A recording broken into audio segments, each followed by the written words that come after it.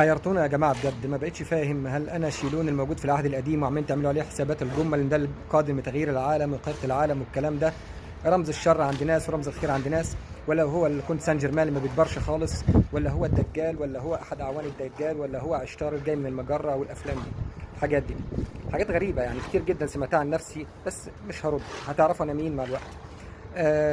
حاجه تانية، سؤال مهم جدا، واحد بيقول لي انت هتطبق الشريعه. انا جاي بشريعه السلام. هطبق الشريعه على مين؟ الشريعه طبقها على بيتك.